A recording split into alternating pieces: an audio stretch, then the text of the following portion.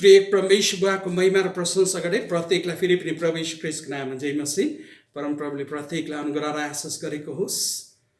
आज चाहिँ तपाईँ र हामीले कोभिड-19 को अन्त कहिले हुनेछ बाइबलिक तौरमा, ऐतिहासिक तौरमा अनि साथै साथ वैज्ञानिक तौरमा हेर्नेछौँ। हामी ऐतिहासिक तौरमा प्रथममा हेर्नेछौँ। जुन चाहिँ दिनमा तपाईँ र हामीले कोभिड-19 को बारेमा सुनिएका छौँ त्यही दिनदेखि नै तपाईँ र हामी प्रत्येकको जीवनमा एउटा प्रश्न छ, यो कोभिड-19 को अन्त वास्तविकमा गएर कहिले हुनेछ, कुन चाहिँ दिनमा कुन चाहिँ मितिमा गएर चाहिँ कोभिड-19 को अन्त हुनेछ। तपाईँ र हामी सबैको जीवनमा यो प्रश्न छ हैन। अब तपाईँ र हामीले यो कुरालाई चाहिँ प्रथममा ध्यान दिनु पर्यो कि संसारमा महामारी धेरै आएको थियो। विश्वव्यापी रूढी या महामारी पनि भनिन्छ। संसारको इतिहासमा, मानवताको इतिहासमा धेरैचोटि आयो, धेरैचोटि गयो। जस्तो कि एचआइभी एड्स। तपाईँ र हामी सबैजनालाई एचआइभी या एड्स भन्ने महामारीको बारेमा थाहा छ। यो पहिलेदेखि नै संसारमा वर्तमान समयसम्म पनि छ, पहिलेदेखि लिएर। तर यसको शिखर एकदम पिकमा यो पुगेको एउटा समय चाहिँ 2005 देखि लिएर 2012 सम्म थियो गरे र 2005 देखि लिएर 2012 सम्म र अहिलेको यो समयसम्म पनि यसले लगभग 3 करोड 60 लाख मानिसलाई मारिसकेको छ, मृत्युसम्म पुर्याइसकेको छ है। तर यो मानवको आफ्नो अधीनमा, आफ्नो कन्ट्रोलमा अलरेडी छ। त्यस्तै जस्तै फ्लू पेन्डेमिक भनेर भनिन्छ है। फ्लू पेन्डेमिक 1918 मा मानवको इतिहासमा देखिएको थियो। फ्लू पेन्डेमिकको कारणले 2 करोडदेखि लिएर 5 करोडसम्म मानिसहरू संसारमा विश्वव्यापीमा मृत्यु भएको कुरा तपाईँ र हामीले इतिहासमा हेरौँ भने पाउँदछौँ। त्यस्तै जस्तै आजभन्दा लगभग 700 साल अगाडि द ब्ल्याक डेथ भनेर महामारी रूढी फिजिएको थियो। यो महामारी द ब्ल्याक डेथ भनेर भनिन्छ, जसले चाहिँ लगभग 750 करोडदेखि लिएर 20 करोड मानिसहरूसम्मलाई मारिएको थियो। त्यो चाहिँ हो 1346 देखि लिएर 1353 सम्म यो महामारी फिजिएको थियो है। आज जस्तै एकदम संसारमा महामारी त्यति बेला पनि फिजिराखेको थियो। अहिले तपाईँ हामीले प्रश्न गर्न सक्छौँ कि अहिलेको समयमा त हामी हवाईजहाजमा, एरोप्लेनमा एकैबारमा यहाँदेखि त्यहाँ पुगिहाल्छौँ। त्यो जमानामा 700 साल अगाडि के पो थियो र? त्यो बेलामा पनि यो महामारी चाहिँ हाम्रो एसिया महादेशदेखि सुरुवात भएका इतिहास लेख्ने व्यक्तिहरूले भन्दा छन्। तर भए तापनि उपयाद्वारा है पशुहरूमा र विशेष चुहामा, राइट्सहरूमा जुन चाहिँ उपया हुन्छ, एउटा महादेशदेखि अर्को महादेशमा है पानी जहाजहरूमा जो हुन्छ, त्यहाँदेखि उनीहरू एउटा उपयादेखि फिजिँदै एउटा महादेशदेखि अर्को महादेशमा फिजिँदै विश्वभरि यो फिजियो र 7.5 करोडदेखि लिएर, यानि कि 7 करोड 50 लाखदेखि लिएर 20 लाख मानिससम्मको मृत्यु भएको कुरा तपाईँ र हामी द ब्ल्याक डेथ, कालो मृत्यु भनी महामारीदेखि तपाईँ र हामीले बुझ्न पाउँदछौँ। ऐतिहासिक तौरमा अझै थुप्रै छ है, थुप्रै छ। तर त्यो म तिनटै कुरा भनेर यहाँ राख्न चाहन्छु। अब तपाईँ र हामी बाइबलीय तौरमा हेर्नेछौँ महामारीहरू कस्तो हुँदछ र महामारीको अन्त कस प्रकारले हुँदछ। त्यो कुरा हेर्नुको निम्ति तपाईँ र हामीले बाइबललाई ध्यान दिनु पर्यो। र बाइबलको वचनमा यसरी भन्दा छ, परमप्रभु प्रभु यीशु त्रिएक परमेश्वर बुवाले यस्तो प्रकारले 2 कोरिन्थी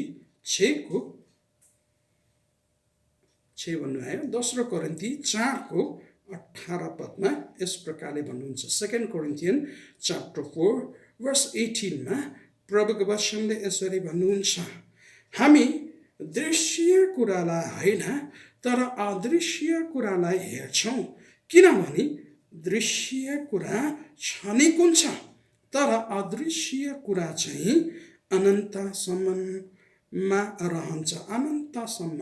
रहन्छ। है परमप्रभुको वचन पढाएको सुनामा परमप्रभुले आशिष दिनुभएको होस्। के भन्छ भनेर भन्दाखेरि पाउल यो लेखक हुनुहुन्छ पवित्र आत्माको प्रेरणाद्वारा उहाँले लेख्नुभएको हो। अनि उहाँले के भन्नुहुन्छ नि हामी दृश्य अथवा देखिने कुरामा होइन तर नदेखिने अदृश्य कुरालाई हेर्छौँ।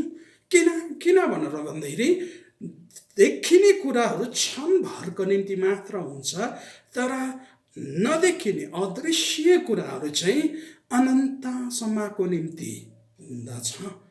जस्तो कि तपाईँ र हाम्रो यो शरीर देखिने कुरा हो र यो शरीर क्षणिकको निम्ति मात्र नै छ।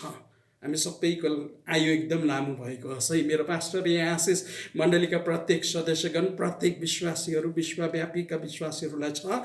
हामी सबैको लामो आयु चाहिँ एकदम लामो परमप्रभुले आशिष दिनुभएको होस्। तर हामी सबै नै छिटो होस् ढिलो होस् संसारलाई छोडेर जाने नै पर्छ, क्षणिक नै हो। तर तपाईँ र हाम्रो आत्मा अदृश्य छ, कसैले पनि देख्दैन होइन त। कुनै व्यक्तिले पनि अहिलेसम्म आत्माको आकार स्वरूप यस्तो छ भनेर भन्न सकेको छैन, प्रमाणित गर्न सकेको छैन। त्यसै कारण त्यो अनन्तसम्मको निम्ति छ र हरेक धर्मले पनि यो कुरालाई भन्दा छ। हामी क्रिस्चियनले मात्र होइन, हरेक धर्मले यो कुरालाई एकदम ठोकेर दाबिएर भन्दा छ कि आत्मा चाहिँ अदृश्य छ, आत्मा चाहिँ अनन्तकालसम्मको छ।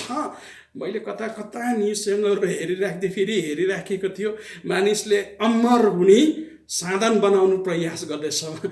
त्यो व्यक्तिहरू त्यो साइन्टिस्टहरू त्यो विज्ञानहरूले जबसम्म आत्माको आकार दिनु सक्दैन नि तबसम्म मानिस अनन्तकालसम्म हुन सक्दैन। एआईको कारणले हाम्रो ज्ञान हाम्रो के अरे जति पनि भनौँ न मेमोरिजहरू छ यसलाई चाहिँ कैयौँ वर्षसम्म 500 वर्षसम्म भनिएको छ जीवित राख्न सक्छ होला। तर भए तापनि तपाईँ र हामी अमर हुन असम्भव छ, किनभने यो देखिने कुरा हो। बाइबलमा तपाईँ र हामीले देखिराखेको छौँ, बाइबलले यो कुरालाई खोज्न गर्दछ। अब यो शरीर र आत्माको कुरा अब त्यस्तै जस्तै हावा छ, त हावा छ तर हामीले देख्दैनौँ, तर हावा छैन भनेर भन्न सक्छौँ र हामीले अनुभव गर्छौँ त, हावालाई हामीले फिल गर्छौँ, हावा आइराखेको छ, अनुभव गरिराखेको। त्यस्तै जस्तै परमेश्वरलाई तपाईँ हामीले देख्दैनौँ होला तर परमेश्वरको शक्तिलाई तपाईँ हामीले महसुस फिल गरिराखेको छौँ र त्यहीले परमेश्वर पनि हुनुहुन्छ। प्रेज द लर्ड, एकदम आशिषको कुरा। तर यससित कोरोना भाइरसको के लेनदेन छ? हजुर छ, म भन्दैछु है। कोरोना भाइरस पनि अदृश्य होइन, दृश्य नै छ। कसरी? तपाईँ र हामी सबैजनालाई थाहा छ अहिले विश्वभरिका साइन्टिस्टहरू डक्टर्सहरू रिसर्च गरिराखेको छन्, खोज तलास गरिराखेको छन्। कसरी? माइक्रोस्कोपमा लगाएर हेरिराखेको छन्, माइक्रोस्कोपमा लगाएर खोज तलास गरिराखेको छ। यो महामारीको आकार के हुन्छ भनिसकेको छ, छैन त? देखिसकेको छौँ तपाईँ र हामीले। यदि यो अदृश्य होइन भनेपछि यो दृश्य नै हो, नदेखिने होइन तर देखिने नै हो। तपाईँ र हाम्रा आँखाले माइक्रोस्कोपमै किन नहोस् हालेर तपाईँ र हामीले देख्छौँ भने यो क्षणिक हो। प्रेज द लर्ड, बाइबल अनुसार यो क्षणिक हो, एकछिनको निम्ति मात्रै हो, पक्कै पनि यो बितेर जानेछ है। र बाइबलमा पनि महामारीको बारेमा अघि संसारकै इतिहास हेरेको जस्तै बाइबलमा पनि महामारी धेरैचोटि आएको छ। अहिलेको यो समयमा तपाईँ र हाम्रो निम्ति ठिक्कै यो जस्तै समय भएको छ के त? यिर्मयाको पुस्तक 14:12 जस्तै समय तपाईँ र हाम्रो निम्ति भइराखेको छ। हामी उपवास बस्छौँ तर हामीलाई लाग्छ परमप्रभुले सुन्नुभएको छैन। हामी प्रार्थनामा बस्छौँ, हामीलाई लाग्छ हाम्रो प्रार्थना परमप्रभुले सुन्नुभएको छैन। हामी नेपाली बाप्टिस्ट चर्च कोहिमामा हाम्रो है फास्टिङ 40 डेजका हामीले गरिसकेको छौँ, 3 डेज फास्टिङ बसिसकेको छौँ। यसैको बारेमा मण्डलीमा है अनि घर घरमै बसेर अफकोर्स आफ्नै घर घरमा बसेर हामी फास्टिङ बसिसकेको छौँ। तर यो महामारी ठन्डा आउने नामै लिएको छैन, थमिने नामै लिएको छैन, झनै बढिराखेको छ। कहीँ परमप्रभुले हाम्रो प्रार्थनाको प्रत्युत्तर त दिनुभएको छैन न, के हो? त्यस्तो जस्तै धेरैचोटि हामीलाई पनि लाग्छ। यिर्मया 14:12 परमप्रभुले ठिक यो भन्नुहुन्छ र उहाँले महामारी मात्रै भन्नुभएको छैन, उहाँले 3वटा कुरा भन्नुभएको छ। नम्बर 1 लडाई है, यानि कि तरवार दोस्रोमा उहाँले भन्नुहुन्छ अनिकाल, अनि तेस्रोमा महामारी। यिर्मया 14:12 पदमा प्रार्थना नगरी तिनीहरूको निम्ति उपवासमा नबस भन्नुहुन्छ। तपाईँलाई हाम्रो पनि निम्ति अहिले संसारका निम्ति पनि एक्ज्याक्टली यो जस्तै भइराखेको छ के त परिस्थिति। तर परमप्रभु त्यही नै सीमित हुनुभएको छैन। जस्तो बाइबलमा धेरै महामारीहरू आएको थियो, खत्तम भएको थियो।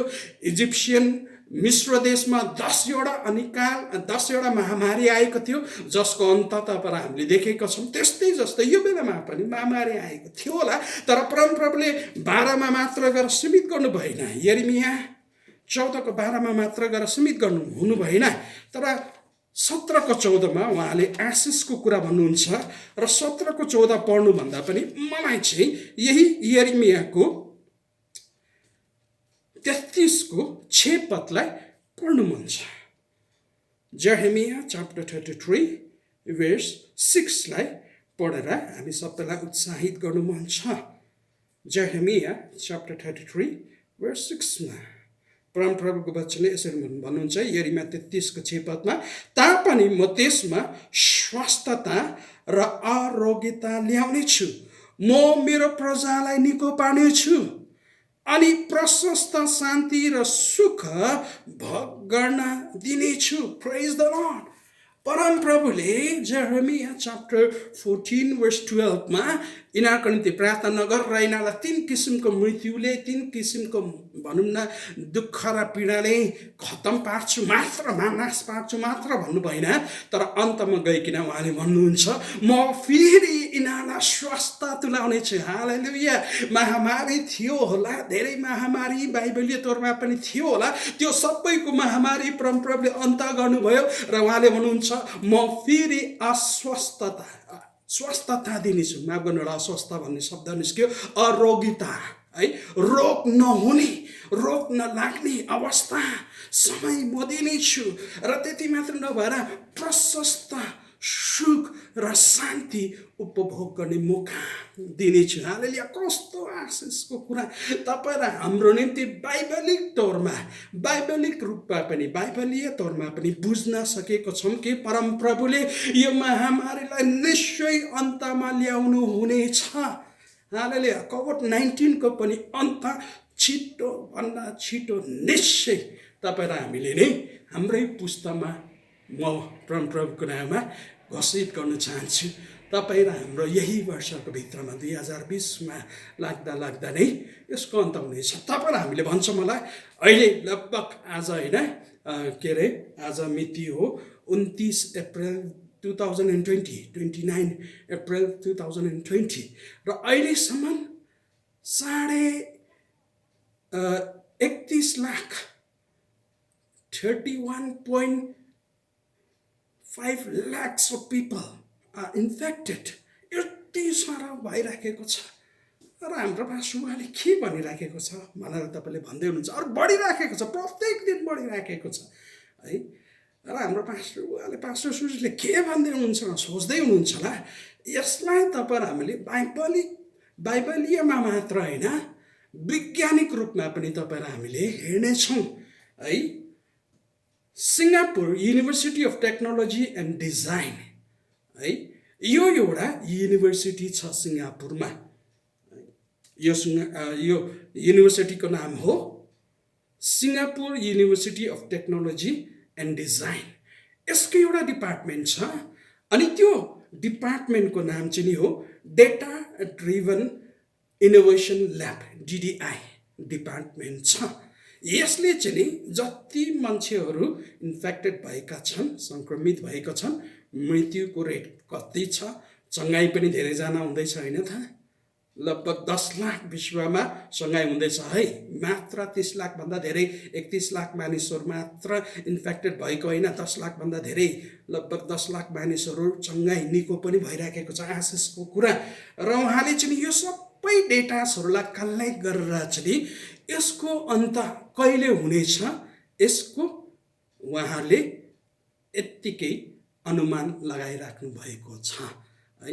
हिजोको न्युजमा सायद तपाईँले हेर्नुभयो भने इन्डियन न्युजहरूमा लगभग सबै न्युजमा पनि यसलाई फोकस गरेको थिएँ, त्यहीदेखि मैले ज्ञान पाएर भनिराखेको छु है। ओके, उहाँले के भन्नुहुन्छ भनेर भन्दाखेरि 97% कोभिड-19 भारत देशको कुरा गर्दैछु। पहिला म भारत देशमा 97% मे 25 आउँदो महिना 25 तारिकको भित्रमा 97% यो चाहिँ रिकभर पूर्ण रूपमा चङ्गाई निको हुँदै जानेछ गरे 97% till by मे 25 सम्म हुनेछ भनेर भन्नुहुन्छ।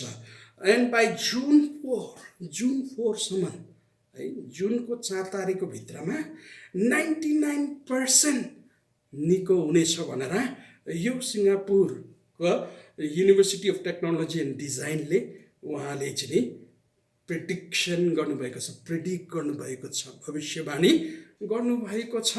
अनि उहाँले भन्नुहुन्छ अगस्त 1 तारिकको भित्रसम्ममा बाई अगस्त 1 इन्डियादेखि 100% 100%मा यो महामारी हराएर जानेछ। छक्कै पर्ने कुरा होइन। तर एउटा कुरा उहाँले भन्दै हुनुहुन्छ, त्यो चाहिँ के हो भन्दाखेरि यो उहाँको स्टडिज मात्रै हो, उहाँको प्रेडिक्सन मात्रै हो है। यो चाहिँ एउटा देशदेखि लिएर अर्को देशमा गएर समय पनि लाग्न सक्छ है। र गभर्मेन्टको डाटासित यहाँको डाटा पनि नहोला र ट्रिटमेन्ट जस प्रकारले दिन्छ त्यो अनुसार धेरै कुरामा मिल्ला पनि होला नमिल्ला पनि होला। तर जे पनि होस् संसारदेखि पनि यसको अन्त हुनेछ। र उहाँले के भन्नुहुन्छ भनेर भन्दाखेरि नव कोरोना भाइरस नभेम्बर 27 सम्म यो विश्वमा फिजेर जानेछ है। And by the end of November December लाग्दासम्म संसारदेखि नै यसको अन्त हुनेछ भनेर भनेको छ। Praise the Lord. कति खुसीको कुरा।